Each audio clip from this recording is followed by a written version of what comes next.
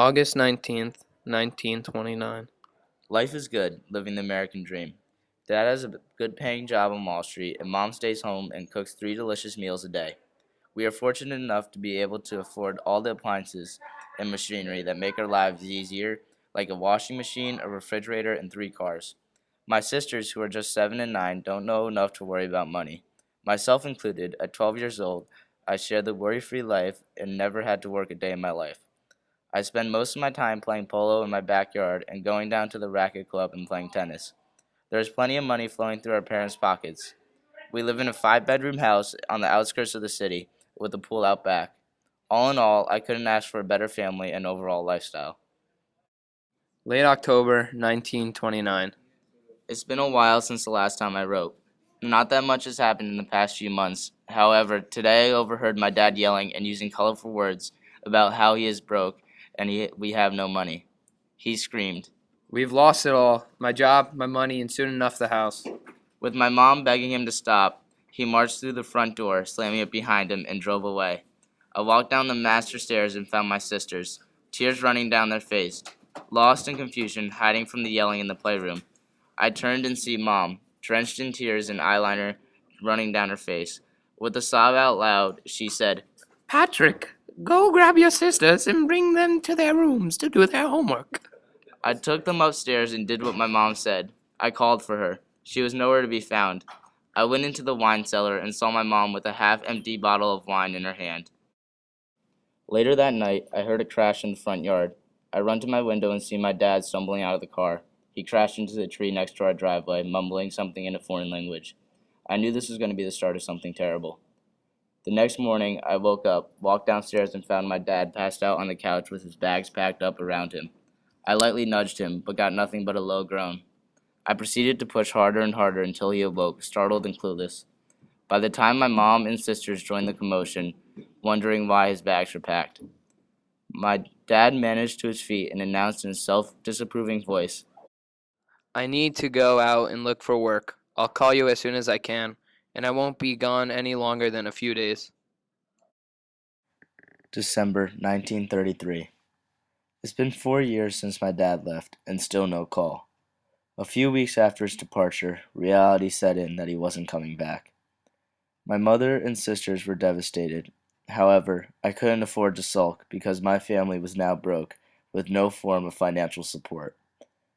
The first thing we had to do was sell most of our valuables to those who would buy. We started with the car only making around $100. This helped us stay on our feet for a little while and eventually leave our home sweet home behind. We moved to the city primarily so I could find work to try to support my family. Luckily, the new president, Franklin Delano Roosevelt, took office a couple months ago and is taking action to put this nation back on its feet. His direct, hands-on form of government is exactly what we need right now.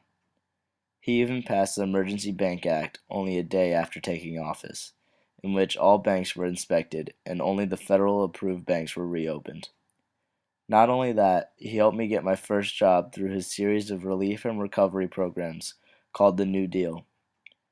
I am joining the Civil Works Administration to get work. I know it will be hard, but I have to step up and do this for my family. In order to get this work, I had to lie about my age, cheating 2 years, given the fact that I am only 16. September 1939. I haven't had time to write from the countless hours I've worked. My family and I settled in a basement apartment. I won't lie, times were hard. There are many instances I could not pay the bills, and our heat and electricity were shut off, even in the dead of winter. We starved ourselves almost every day. At one point, I looked at my sisters and noticed their ribs were showing through their shirts. That night, I came home with a full ham. My sisters didn't question where it came from, but my mom knew right away that I stole it. But in a depression like this, as an unskilled worker only making 50 cents an hour, I think she understood I did what I had to do.